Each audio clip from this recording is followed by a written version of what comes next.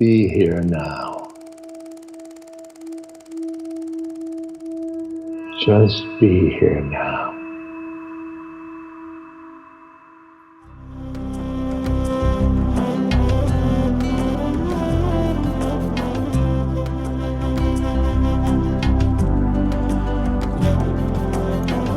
Welcome to the Jack Kornfield Heart Wisdom Hour. We are delighted to share with you Jack's innate common sense wisdom and his clear, open heart. If you are interested in supporting Jack's podcast, go to BeHereNowNetwork.com/Jack. And tonight I'd like to talk about tending the garden of the world and the garden of the heart. And Ram Dass once told me that I tell too many stories. And tonight, I'm afraid I'm going to prove him right. So the Buddhist texts begin, "O nobly born, remember who you really are. Remember your birthright as a Buddha, as one who can be awakened. Remember your own Buddha nature." And begin with a story. Some years ago, not so far in the past, there was a beautiful old monastery that was the mother or father house for a big monastic order in the Catholic Church. But it had gradually lost its monks and members as the decline in interest in monasteries in the West had increased. And after a time, even though it had been there for a century or two, there were only 5 old monks who were left. And they were sad because they could see that the order that they were a part of was dying out in some way. And they didn't really quite know what to do. Now it happened in the story, and as things are, that there was a forest nearby connected to where this monastery was. And at the other side of the forest, there was a small hut that the local rabbi, an old rabbi who was also a mystic, a chassid, used to go for his own meditation. And in some way, he enjoyed the fact, as they did, that there was some communion across the woods and the forest. Feeling discouraged, one of the monks went to visit the rabbi on behalf of those 5 old men who were left. And they sat together and talked about the decline of the monastery. And the rabbi very sympathetically said, "Yes, the same thing for me. Not so many people come to the temple anymore.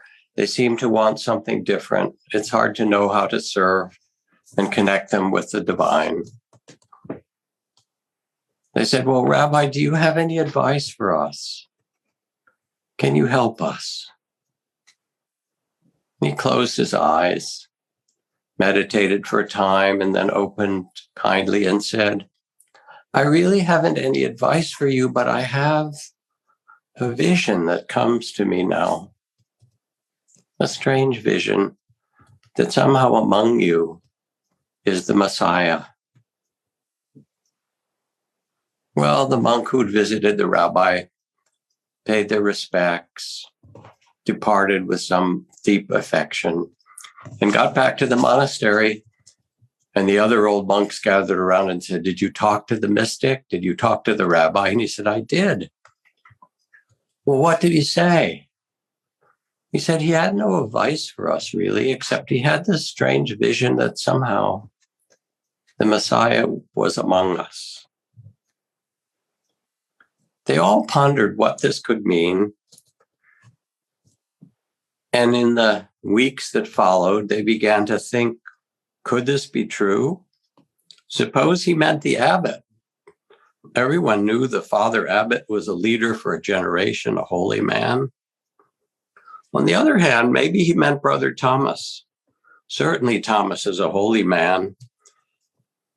He's a man of light. Maybe he is the Messiah. Certainly he couldn't have meant Brother Elrod. Elrod gets crotchety at times. But come to think of it, Even though he's a thorn in people's side, when you look back on it, Elrod is almost always right, often very right. Maybe the rabbi meant Brother Elrod. Philip, surely not. He's too passive, a nobody. But then almost mysteriously in his quiet, some gift of him being there just when you need him magically appears. Of course, the rabbi couldn't mean me, said the monk. He couldn't possibly meant, you don't suppose he did suppose I. Oh no, not me. I couldn't be that much for God, could I? And as they all contemplated in this manner, the old monks began to treat each other with extraordinary respect in the off chance that one of them might be the Messiah. And in the off chance that each monk himself might be the Messiah, they began to treat themselves with extraordinary respect. Because the forest was situated in a beautiful forest grove on one side of that forest, people used to come and picnic and wander in the grove and so forth. Before, they saw it as a decaying place.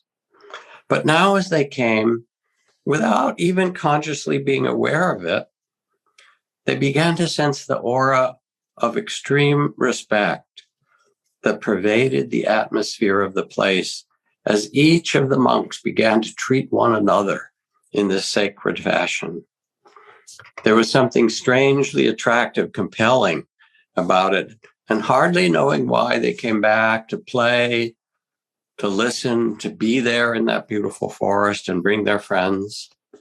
And so it happened that some of the younger men especially became inspired, and one asked if they could join them in another and another. And pretty soon it became a thriving order again from the gift of the rabbi. What a way to treat each other, as if that next person to you might be the Messiah. Or maybe even, as Miss Piggy would say, moi. Now, it's not easy, the time we're in. The climate change that brings so much worry and concern for the planet in all sorts of ways. The warfare, not just in the Ukraine, but in Myanmar and Libya and so many places. The scourge of racism that continues around the world, the calls for social and economic justice. What to do? Maybe how does the story of the monks and the rabbi help us? You know The Little Prince by Antoine Saint-Exupéry, de Saint-Exupéry. His instructions, he said, first thing in the morning, you look after yourself. You brush your teeth and wash your face, don't you? Well, the second thing you must do is look after your planet. So here's the Buddha's instructions of how to practice from one of the very earliest texts. Early one morning, on his alms rounds, the Buddha approached the area where a wealthy Brahmin landowner was distributing food to his workers. He saw the Buddha coming with his alms bowl and said, "Oh, renunciate, oh monk, I plow and sow, I work, and having plowed and sown, then I eat. You too should do likewise. You should plow and sow, and having done so, then you might eat." A little bit of a challenge here, huh? And the Buddha replied, "O Brahman, I do plow and sow, and having plowed and sown, I eat." And the Brahmin said, "You claim to be a plowman, but I see no plow. Tell me what kind of plowing it is you do." And the Buddha stood quietly and said, from a place of deep steadiness and connection to the earth, "Trust is the seed, and composure the rain. Clarity is my plow and yoke. Compassion is my guide pole, and my mind is the harness. Mindfulness is my plow blade and goad. Well directed in action and speech, I use truth to weed and cultivate release. Wise effort is my oxen, drawing the plow steadily toward freedom without regret. This is how I plow, and it bears the fruit of deathlessness. Whoever plows in this way will become free in the midst of all things. And then the plowman said, let me offer you something, and poured into his bowl some liquid food for the Blessed One to eat. But when the food entered the bowl, this liquid milk rice or whatever it was, it hissed and a great steam came up, as the story is told, for the bowl couldn't hold it. And the Brahmin looked and said, I see you are a plowman indeed. And of course, for any of you who happen to know about plowing, one of the things that happens to a plow blade, when you go down the furrow in a field, it becomes hot. In fact, almost red hot by cutting open the earth.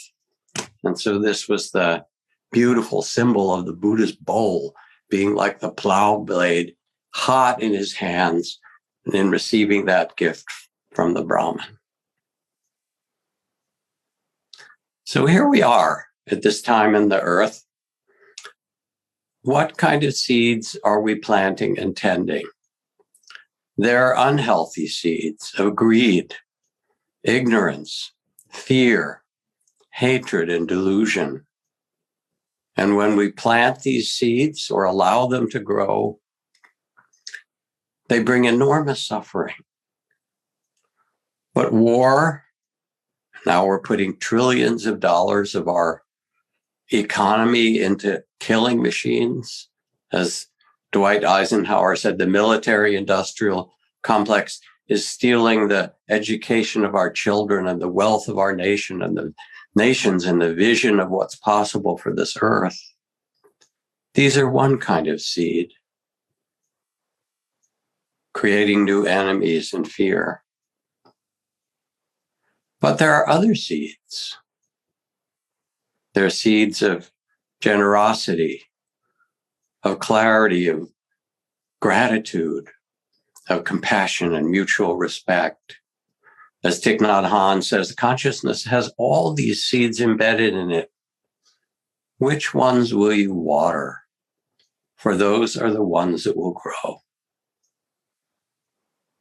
Take a moment to reflect.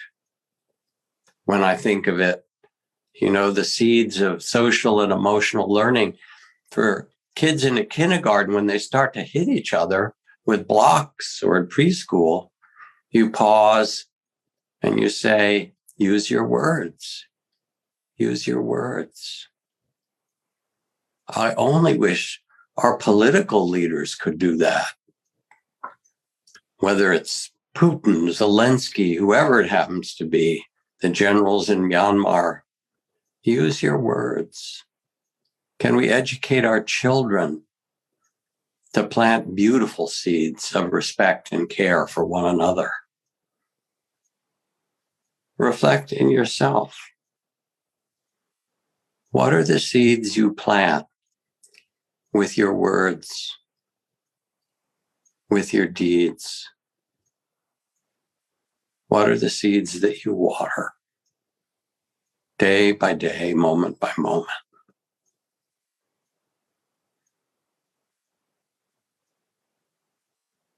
This is called yoni manasikara. It is wise attention to notice which seeds we plant and which ones we water. Now, for many people, it's a time that feels overwhelming, and we can fall into despair, into grief, the opioid crisis, the divisive politics, and we can drop into anxiety or worry or apathy, where we feel like the problems are too big and we're too small. I love this statement by the great anthropologist and explorer Wade Davis, who says, despair is an insult to the imagination. Think of this. Despair is an insult to the imagination. To despair, to be apathetic, to give up because it's too big, you're too small, too much, too hard. It says the imagination is not as grand and magnificent and big as it is, and yet we are survivors for generations, for so long. And we have an enormous imagination to make things different. Here's a story for you. Tell me the weight of a snowflake. A snowfinch asked a wild dove. In that case,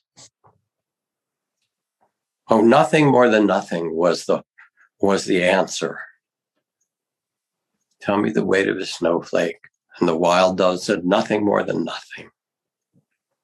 In that case, I must tell you a marvelous story, the snowfinch said. I sat on a branch of a fir tree close to its trunk, and when it began to snow, not heavily, not in a giant blizzard, no, just like in a dream, without any violence, since I didn't have anything better to do, I counted the snowflakes as they settled on the twigs and the needles of my branch. Their number was exactly 3,741,952. When the next snowflake, 953, dropped onto the branch, nothing more than nothing, as you say, the branch broke off.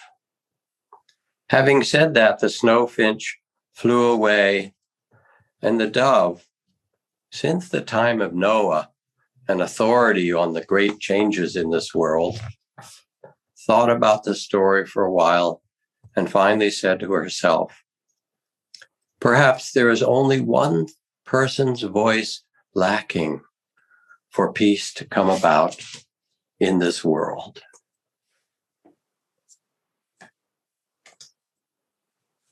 Take a moment to quiet yourself. Let your heart soften.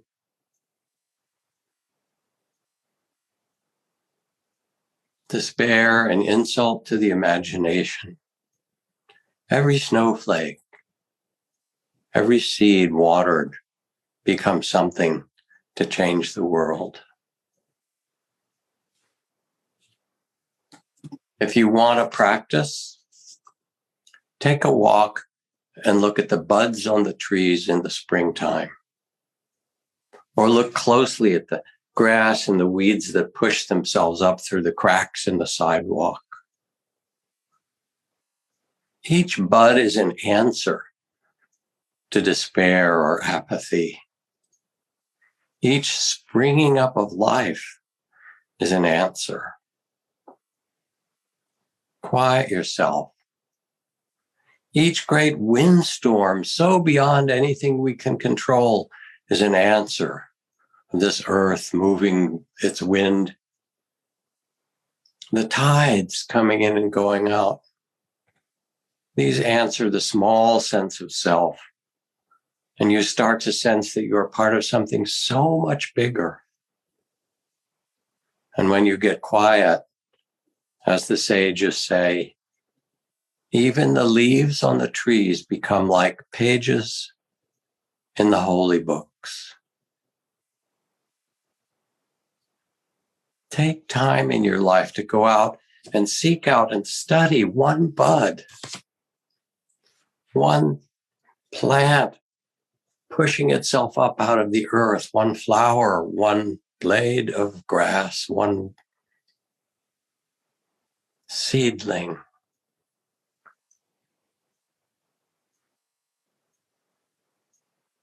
They speak to you, you know.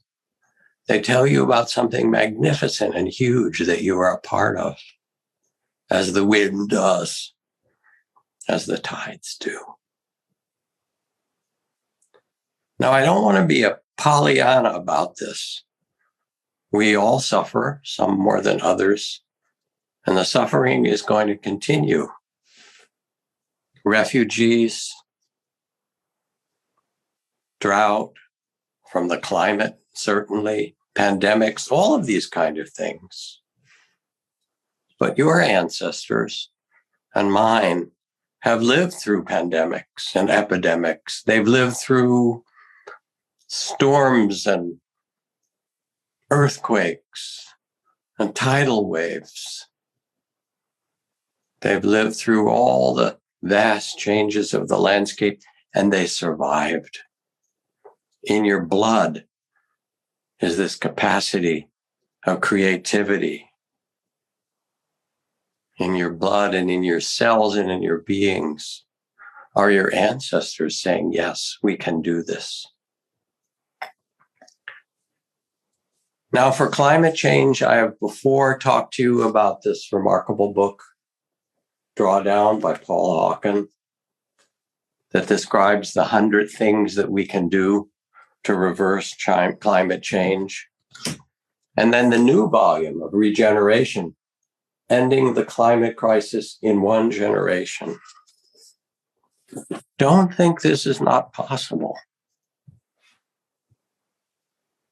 Not an insult to the imagination or a failure of imagination, but rather inviting you to see that here and now, there are choices to make. There's the rekelping of the ocean and projects that do amazing things across square miles to start kelp forests, to draw carbon out of the atmosphere, to regrow the health of the ocean. There's compelling and wonderful new research on fusion reactors, the laser kind that are smaller than the big tokamak in France, and that look like in the next year or two will be producing positive amounts of energy that will be able to be replicated by the thousands. The story is not yet writ, and we get to be a part of it with the seeds we plant, with the courage that we bring. Rachel Carlson puts it this way: if I had influence with the good fairy who's supposed to preside over the birth of all children, I should ask that her gift to each child would be a sense of wonder so indestructible that it would last throughout the lifetime. The sense of wonder. There's a beautiful story that Lynn Twist tells. She went to Africa as part of a community that was working to end hunger. And she went to Senegal in West Africa along the edge of the Sahel, which is contiguous to or then connected to the Great Sahara Desert. And she went because she went with a team, a calling out from a whole group of villages, dozens of them along the edge of the Sahel, which were losing their water and therefore losing their ability to grow their gardens, to tend their animals, to live at the edge of the desert. And they were asking for whatever help could be brought. So she and her team went. She tells this beautiful story. And of course, traveling over with their jeeps and going out. And it wasn't like, oh, the great white saviors. They went just to listen. They said, we are your allies or your friends. Let us listen with you. And they sat in a circle and they heard about all the struggles and how it was going to be hard for everyone to survive. And the children, the young men and women were already moving into the city and that their culture and villages would be lost. But the way it was set up, the men spoke and the women sat outside the circle silently. That was the culture. And then Lynn and her friend said, we would like to meet with the women as well. We listen to you and we feel tremendous sympathy and hear that you've tried to do everything you can, but you don't know what to do. And the men were a little bit disturbed by this. You know how men are in this world. But because these people had come so long and offered their friendship, they said, all right. And so there was a council of the women. And after Lynn and the group listened to the women, they heard from them a different story.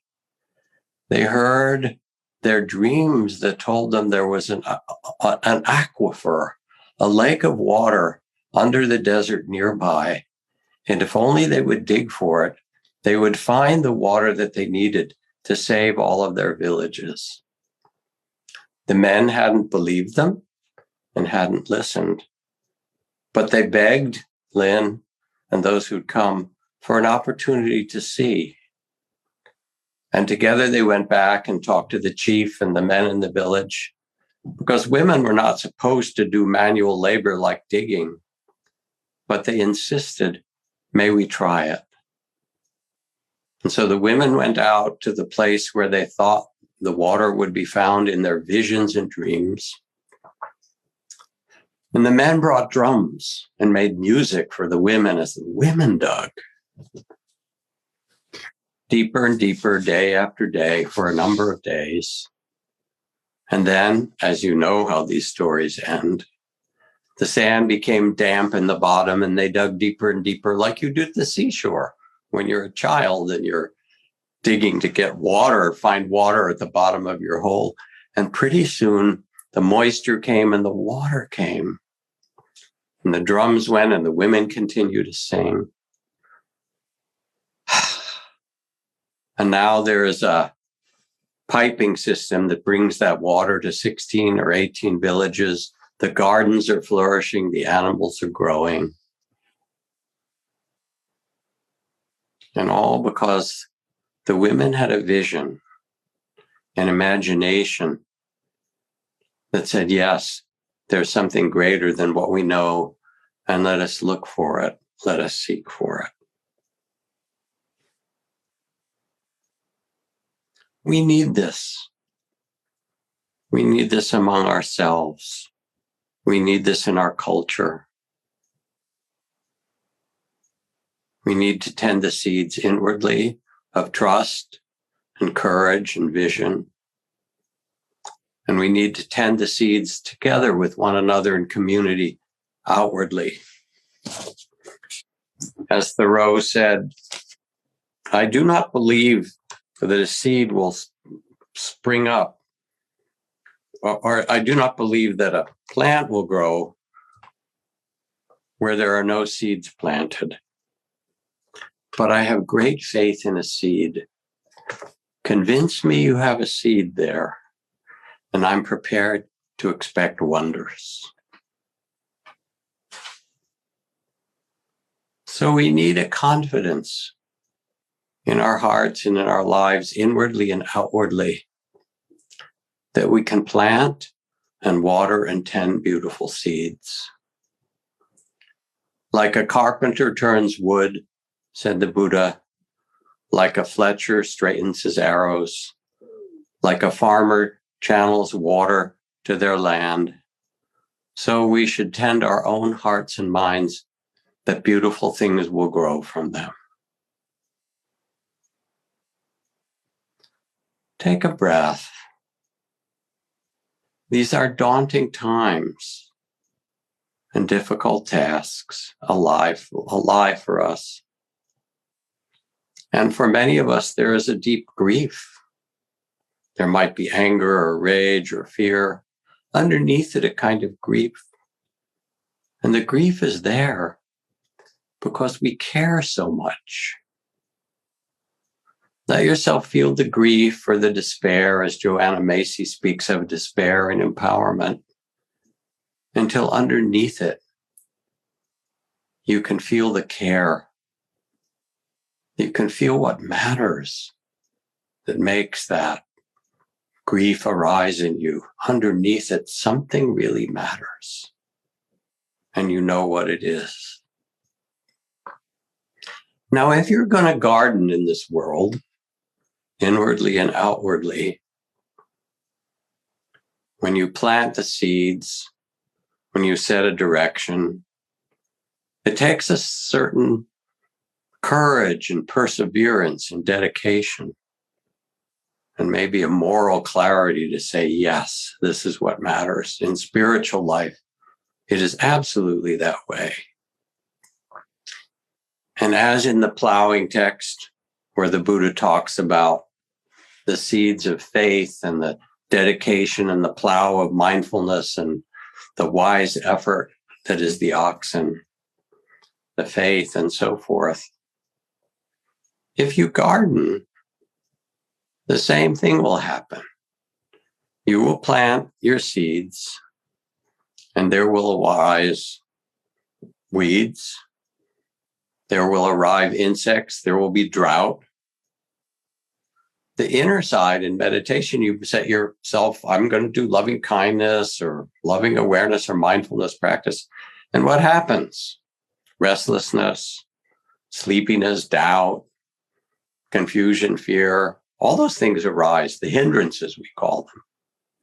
And any meditator who's done it even for a little while knows the hindrances. They're like Mara coming. They're your friends when you learn how to recognize them and acknowledge and work with them. It's an enormous relief to feel it's not personal. It's just part of the way things are.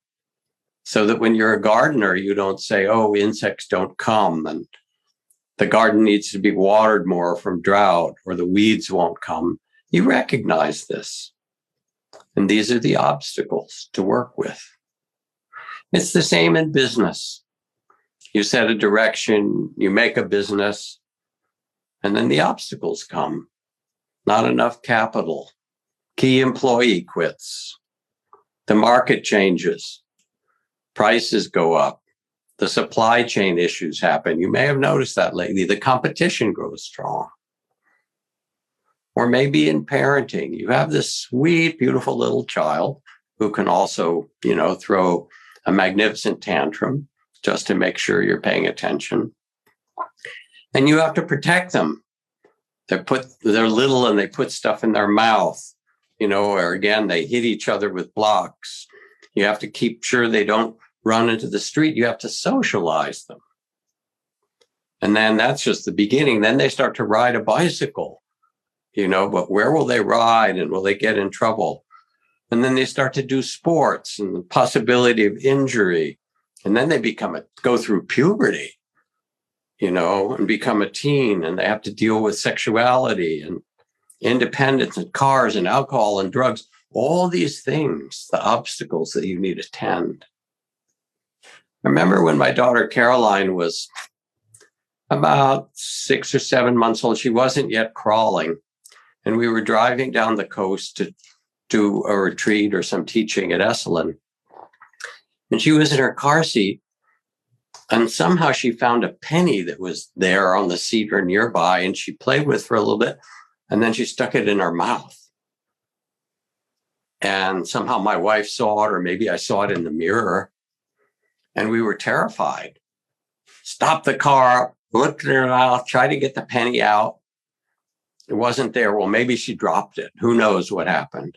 But we were frightened, so we called our pediatrician. Hey, our daughter might have eaten a penny. Something terrible might happen.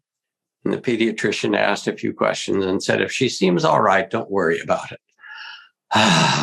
Here we are trying to protect this child. So a couple of days passed. We'd been worried, but things seemed okay. And then 2.5 days later, in her diaper, she was still wearing diapers. One morning, opened the diaper, and in the middle of the diaper was the shiniest penny you'd ever seen. It had obviously been gone through the car wash inside.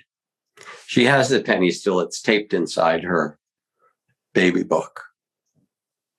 But there we are, the obstacles, puberty, sexuality, independence, putting things in their mouth, protecting them.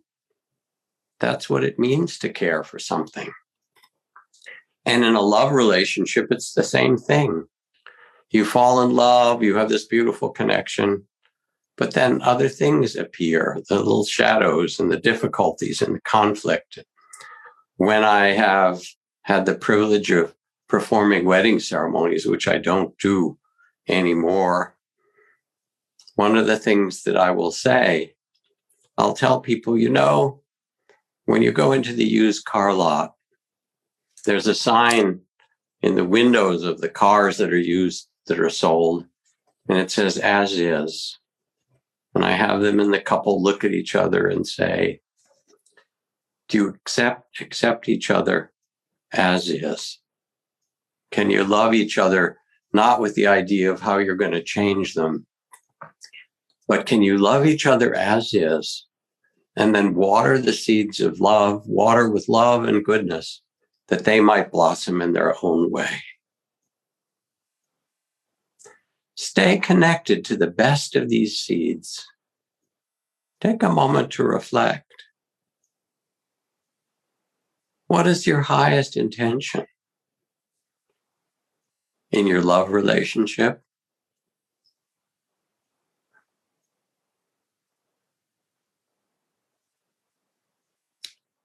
In raising children, if you have them?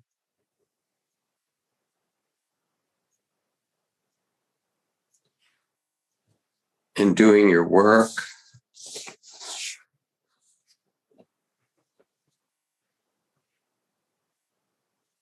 Your intention is part of the seed. Come back to it again and again and water it. What is your intention for this world?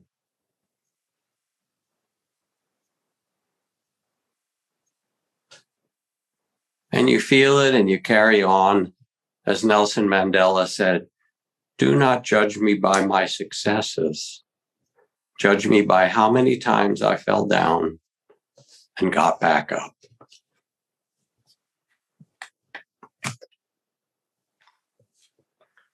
There's a famous biologist, the father of biodynamic gardening at the University of California, Santa Cruz, named Alan Chadwick. And he gardened in an unusual way. He wasn't growing plants, he said. He was growing soil, and he was growing the connection between the soil and the seeds and the phases of the moon and the direction of the wind and the cosmic magic and the way that doves cooed in the trees and the mist from the ocean near Santa Cruz and everything you could imagine. And when things were bleak, he would say the seeds underneath are waiting to erupt in beauty. They're pushing up, saying, come on, life, life. To show that this was possible, he took his students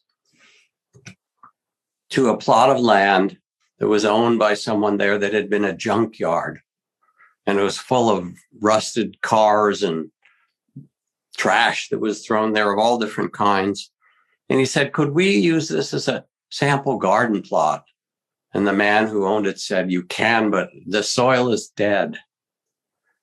And of course, Alan Chadwick and his people, his students, came and they amended the soil and watered it and brought things in and tended it and turned it over. And after a time, it became a remarkable garden. It was filled with the most beautiful flowers and plants. It's still there.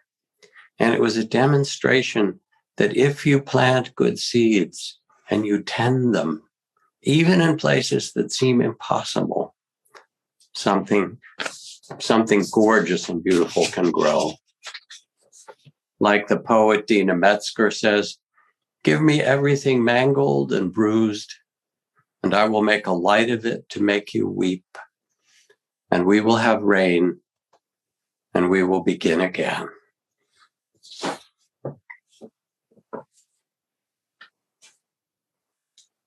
I think of Wangari Maathai, who started the Greenbelt movement in East Africa. She won the Nobel Prize, yes. But on the way there, she was thrown in prison several times. She was targeted in ways that, maybe would have killed her. She became a world-renowned activist, but she overcome incredible obstacles. And by the time she received her Nobel Prize, she and the followers in the decades that worked with her had planted 51 million trees in Kenya to build the beginning of the green belt in East Africa. This is the This is the gift of gardening. You just keep doing it. And even if they throw you in prison, as they did, or disparage you, or throw up their hands, or say it's too small, you can't make a difference, remember what Thoreau said: if you have a good seed there, I'm prepared to expect miracles. For here's the secret. And the secret is in the Bhagavad Gita. I know you've listened this evening, so it's time to tell the secret. And the secret is to act beautifully without attachment to the fruits of your actions. As Thomas Merton said to an activist who was discouraged, do not depend on the hope of results. You may have to face the fact that your work will be apparently worthless and achieve no result at all, if not perhaps bring about its opposite. As you understand this and concentrate not on the results, but instead you concentrate on the value, the rightness, and the truth of the work itself,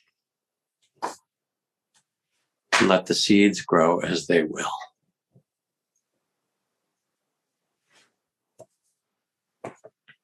I don't know whether nice people tend to grow roses or growing roses makes people nice.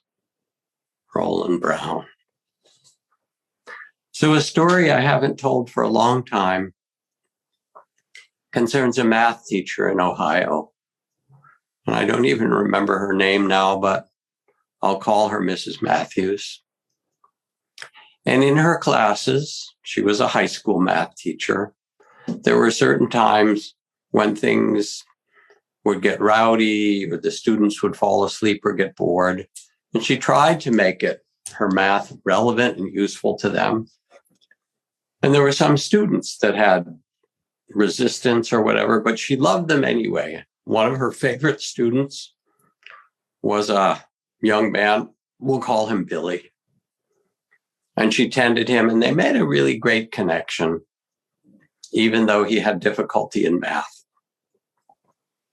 And one day before the holiday, maybe it was before spring break or something like that, the class was getting antsy and tired, and nobody was really focused. And she stopped the class. And she said, we can't do any more today. And I know you're going to go away for a break for a little bit. So here's what I'd like to do.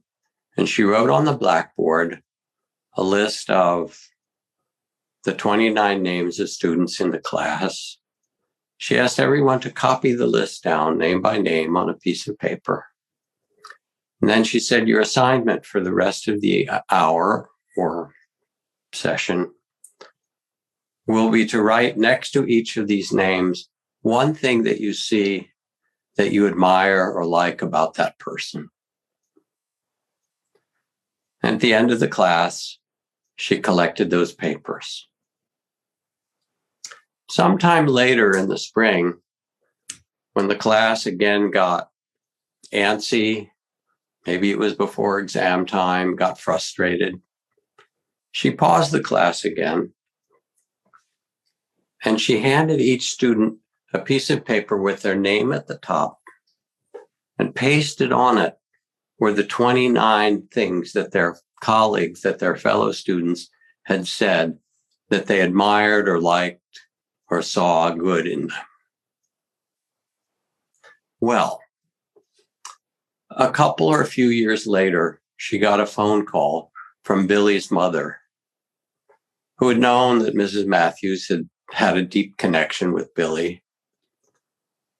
And his mother called and said, I have tragic news to tell you. Billy was killed. He went in the army and he was killed in combat in the Middle East.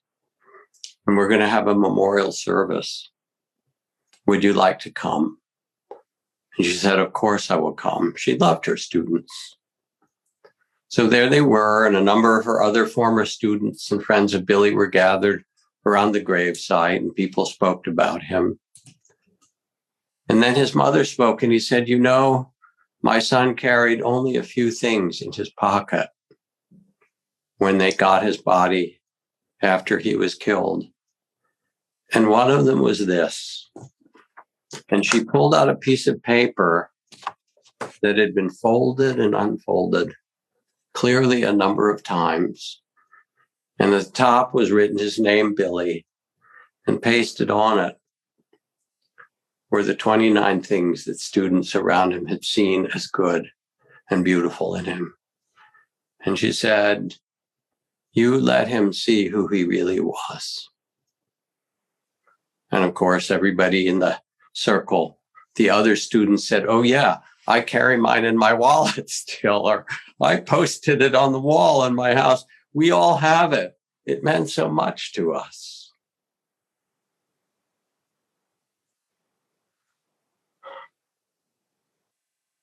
We can plant beautiful seeds wherever we are. We can tend them and water them and make the earth different. Because who we are is earth tending herself. We are life. We're not separate from it. Oh, nobly born. You are consciousness. This is what you are. You are the gardener. You are also the garden. You are all of it. You can't separate yourself from the Amazon and the atmosphere and all those ancestors who've been there before you and buried underneath your feet, cheering you on, by the way. You are all of this. And in fact, you are the vastness. When you get quiet and deep, you realize, as Nisargadatta said, wisdom says I am nothing, and love sees I am everything. And between these two, my life flows. Or as Thich Nhat Hanh said, I was never born, I never died. I'm like the raindrop, I'm the cloud that then turns into snow and rain and enters the river and the ocean and then becomes a cloud again. I was never born. I was never died. I am this life, living through this body at this time. But this is who you really are. And when you get quiet and listen deeply, you know this. This is your true nature. But of course, there's that little dilemma. Okay, Buddha nature, true nature, the divine, the oneness. You need to remember your Buddha nature and your zip code. You have to remember both the vastness and the uniqueness of your own life and seed, and both of them come together. This is your time.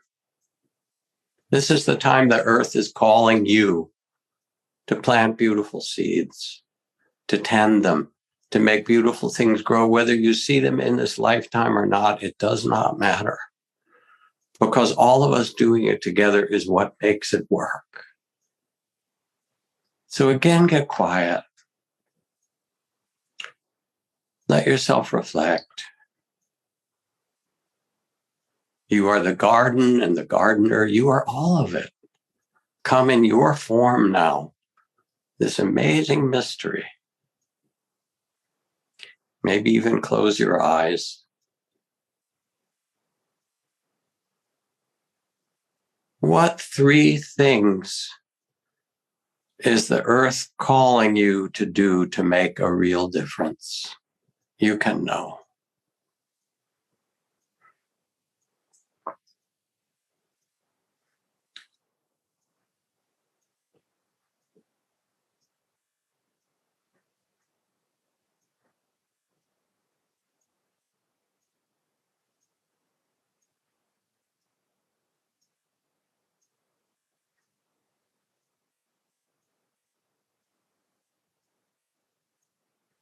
And with all the divisiveness and conflict in our society, in the world, in the human world, what three things are you called to do to make a real difference?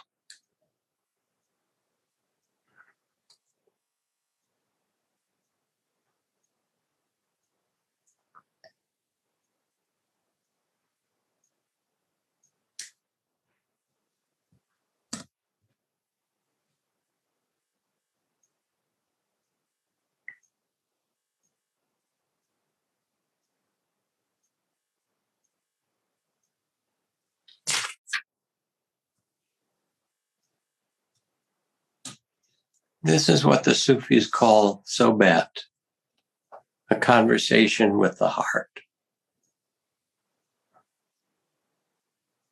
So I end with a poem, along with your beautiful reflection, your shining faces, your good hearts, the fact that you are, in fact, magnificent gardeners. This is by Roger Keyes, who is a steward of and an expert in the woodcut art of hokusai, the great Japanese printmaker, the one who, you see those Japanese prints of Mount Fuji and the boats in the waves, or all those gorgeous prints. Hokusai, the great artist. And he speaks with Hokusai's voice, the artist who looked at the world so deeply and brought it to us so we could see it. Hokusai says, look carefully, pay attention, notice, stay curious. There is no end to seeing.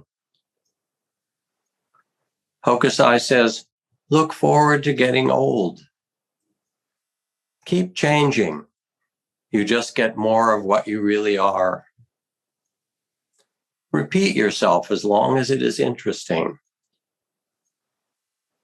Keep doing what you love. Keep meditating and praying. Every one of us is a child. Every one of us is an angel. Every one of us has a body. Every one of us is frightened. Every one of us has to find a way to live with fear. Everything is alive. Shells, buildings, people, fishes, mountains, trees. Water is alive. Everything has its own life. Everything lives inside us. Everything lives with the world inside you. It matters that you care. It matters that you feel. It matters that you notice. It matters that your life lives through you. Contentment is life living through you. Joy is life living through you. Satisfaction is life living through you. Peace is living through you. Don't be afraid. Don't be afraid. Look, feel. Let life take you by the hand. Let life live through you beautifully. So let's just sit for a minute or two.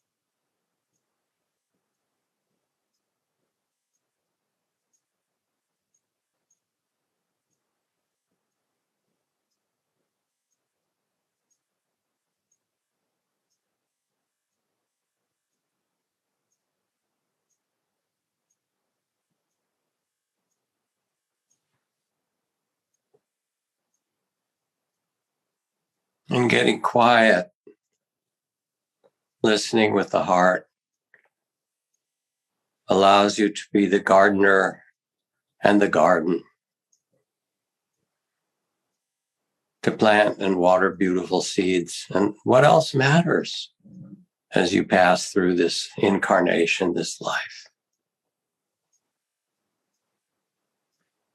to make blessings. I don't know whether nice people tend to grow roses or growing roses makes people nice. However you want to look at it, you can do beautiful things. So thank you for your kind attention. And when you reflected on what you were being called to do, you know. You actually do know. Thank you, dear ones. See you again.